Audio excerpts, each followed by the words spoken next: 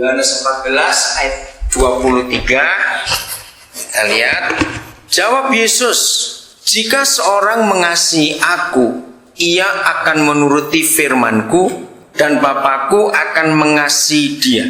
Saya pelan-pelan dulu.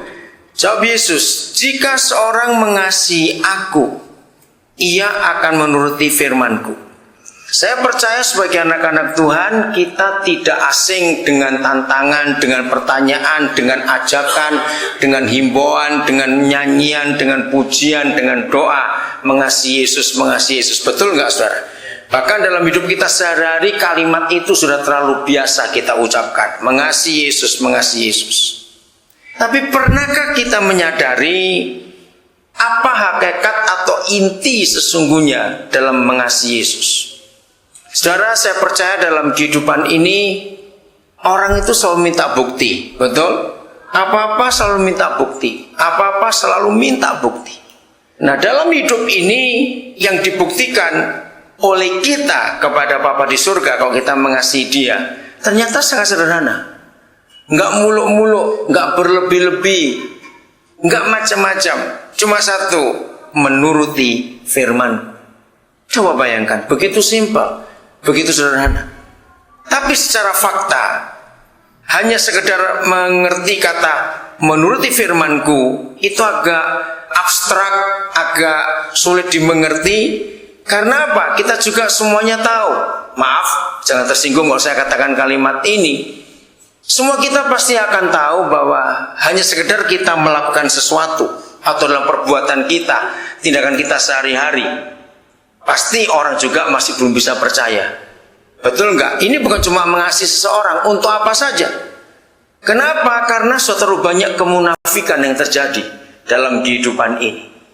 Nah, maka itu ayat ini menerangkan kepada kita bagaimana bentuk konkret menuruti firman-Ku itu.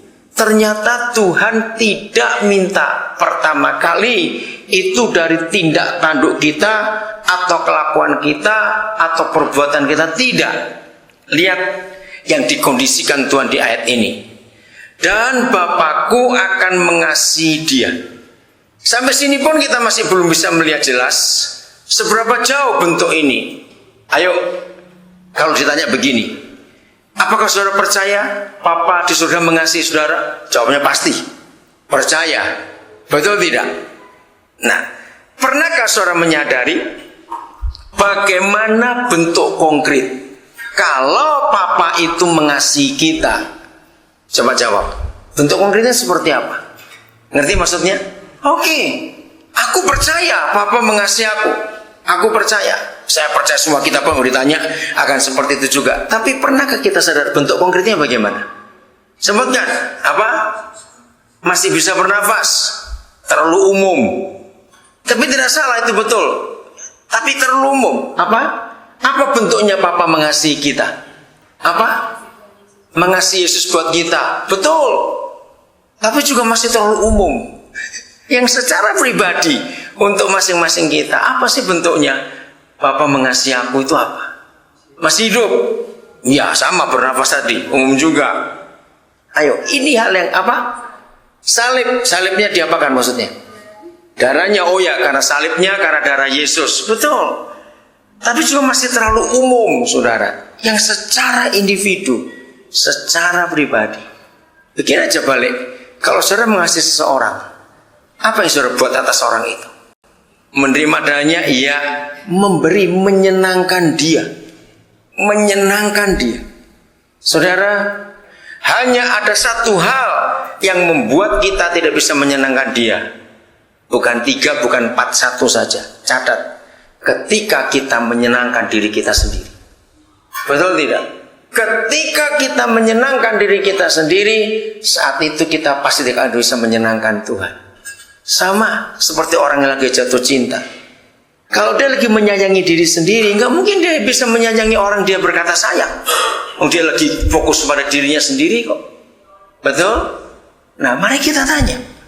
Kalau kita tahu, karena itu jawaban kita kalau ada orang tanya, apakah kamu percaya Bapa mengasihi kamu? Oh iya.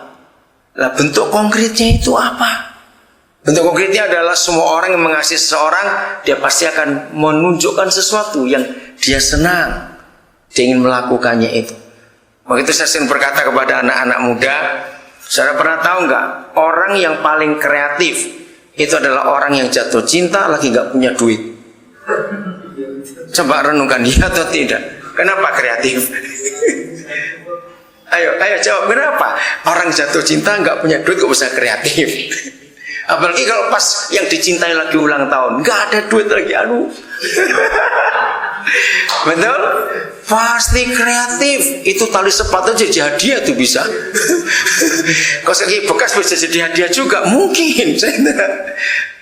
Ngerti? Nah, apa kreativitas kita dalam mengasihi Papa? Kalau kita tahu dia mengasihi kita, ngerti pertanyaan ini? Kita harus kreatif.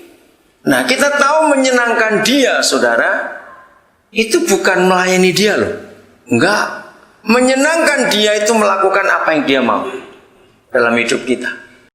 Oke, saya teruskan dulu, jangan ditutup. Ada yang lebih hebat lagi dari itu.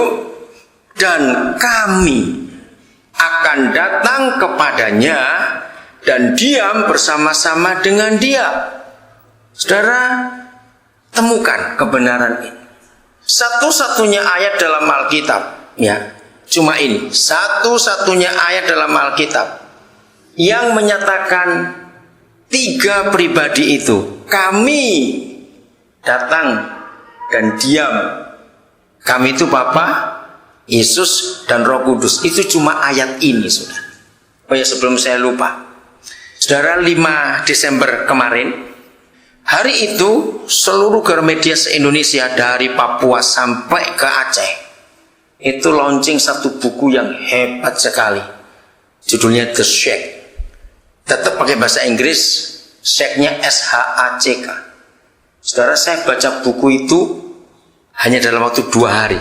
400 sekian halaman habis, nggak bisa berhenti saya baca buku itu. Wah, saya kagum sekali. Saya masukkan ke Facebook untuk orang datang hari itu. Minggunya saya telepon ke pencetaknya di offset. Laporan singkat dalam satu malam itu seluruh Indonesia laku hampir 2000 buku.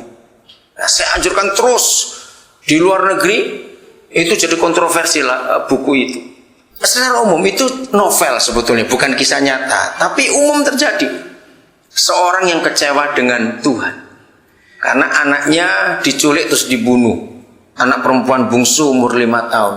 Dia marah dengan Tuhan. Nah, istrinya itu, kalau itu satu-satunya buku yang saya pernah baca, Tuhan dipanggil Papa oleh istrinya. Nah, dalam keadaan dia kecewa, tahu-tahu di kotak suratnya itu ada surat, tapi tanpa perangko. Tidak ada nama pengirim, nama dia, singkat pendeknya. Surat itu singkat. Temui aku weekend depan di The Shack. Nah, The Shack itu tempat bekas-bekas pembunuhan ditemukan. Gubuk itu.